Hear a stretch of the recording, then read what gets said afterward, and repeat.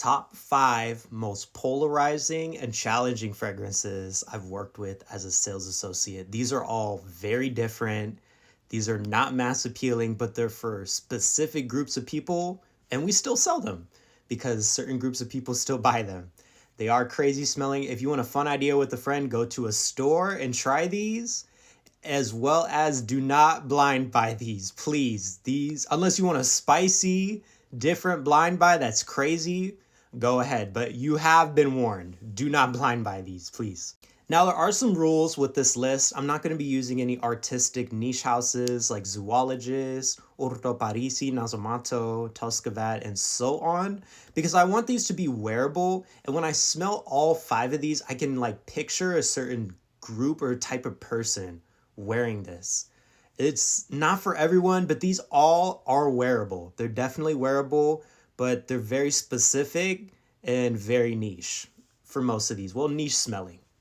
At number 5, this list really isn't in order, but to start us off, Tom Ford's Black Orchid. Now, when we're speaking designers, a lot of them aren't really challenging, but Black Orchid is so different.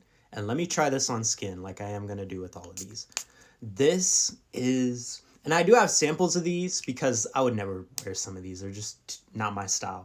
But Black Orchid, either one or the original or the Parfum, is very earthy, very dark, but it has a sweetness to it. I think it has truffle in the notes, and it is kind of woody. This is a really complex scent. Same with the other 4 on this list. But yeah, very dark, earthy. To me, this kind of smells like Ashy Knees, or better yet, like Waffle House, where you have like syrupy waffles and then like cigarette stained walls wafting through the air. So it has like this dirtiness. This is so dark and different. And this came out, I think, in the 90s. It was definitely over 20 years ago. I think if you're a person who has like 10 piercings and 50 tattoos, you could pull this off. You could wear this to a funeral. This is so dark and interesting. And patchouli is a note that's not for everyone, because to some people it's like cilantro, where some people it smells like chocolate. Some people it smells really earthy. Those are like the 2 main forms you'll smell in perfumes. Or it just smells like piss. And to me, I get the chocolatey patchouli in this with earthiness and darkness, but some sweetness in it. This is not for everyone. It's not for the faint of heart. Now let's talk Amouage. I loved working with this brand, but man, there's a lot of challenging scents from this house. Stuff like Purpose 50 that just came out.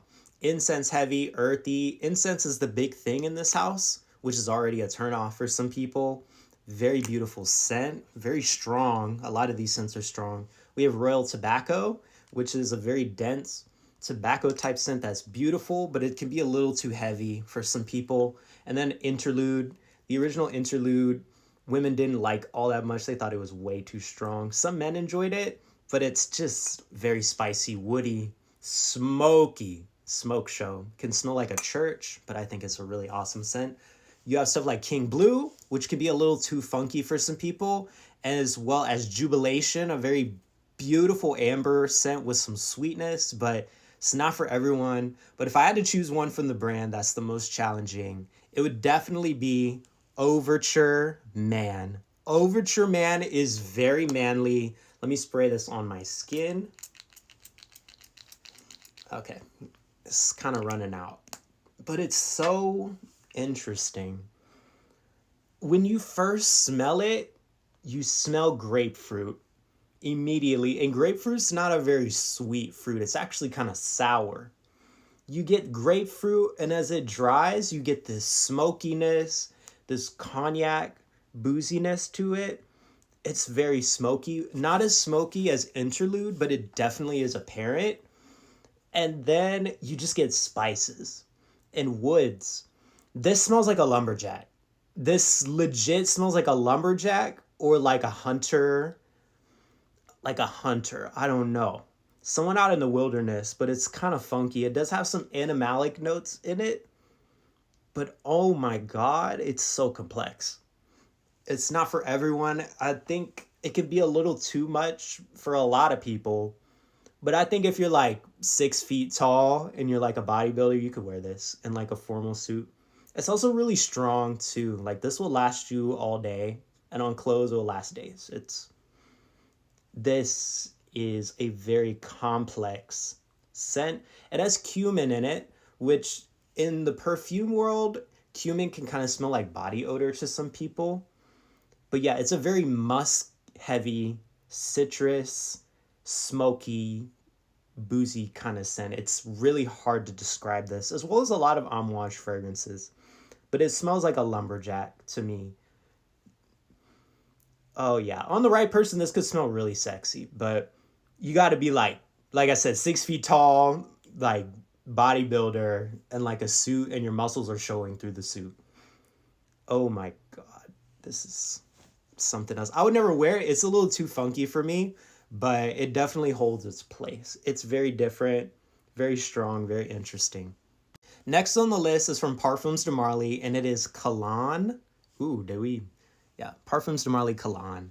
This, I'm gonna spray on skin. This is very spicy. This is very spicy. Oh my god. Woo! Ooh, that will wake you up. Very spicy scent. When you immediately smell it, the opening is really harsh. It's very spicy. You definitely smell some blood orange. When you see the notes, I'll put them above.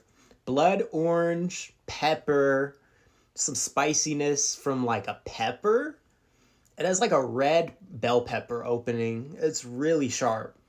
But as it dries, women really like this one. For some reason, I don't know what it is, but when we sold Cologne to customers, women really fucked with this. And I can kind of see why. Because it smells a little bit like Baccarat Rouge, where it has like some ambery woodiness to it with some florals and sweetness. It's just not as saffron heavy as Baccarat Rouge. It's way spicier. This smells like a Mexican dad who got off of his shift at a construction site and went home and made some food, but in a handsome way. So some people this smells like freshly cut grass. Some people it's too spicy, but this is one in the cold, it really shines. I think some fragrances, depending on the weather, just hit different. And this one definitely hits different when it's cold because it's like freezing outside, but then you have this like warm, inviting, spicy scent. Oh, this is so good when it dries. It's very earthy, peppery, spicy. It's like, I don't know, I get like a battlefield, like blood-soaked earth from it. Maybe that's the blood orange. A little gothic. Oh, yeah. This is really interesting, but it's not for everyone. I think this is one that women like way more than men do when we've had customers smell it. Spicy, earthy, ambery, woody, kind of sweet. Next on the list is Frederic Malle, The Moon. Frederic Malle doesn't have a lot of mass appealing scents. The best one's probably Portrait of a Lady. But this isn't, because the problem with a lot of his scents is they're animalic. Musk Ravageur, not for everyone. The Moon, Promise. Uncut Gem can be kind of weird for some people. Did I say Musk Ravageur? I think I did. But Oudi, Fruity, Patootie.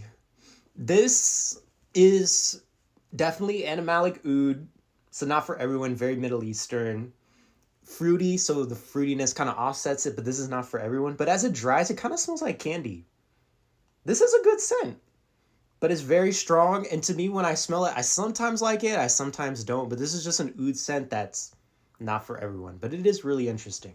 Last on the list is Tony Iommi Monkey Special. This, at first, I hated. It's a patchouli rum scent, so I thought it smelled like a piss-drunk grandpa at a family reunion. But after coming back to it about a week ago and giving it a full wear, this grew on me. It smells like banana bread that's been soaking in rum overnight. You take it out the fridge after a long day of work. You have a leather jacket on. You sprinkle some cinnamon and caramel, and it's, ooh, this is spicy, leathery, sweet. Oh, it's so dark and interesting. But that opening can be a little too spicy, but some people really love this, and I see why. Patchouli, you have to like patchouli to like this, but this is a masterpiece of like a dark, gourmand. type of scent. It's so good.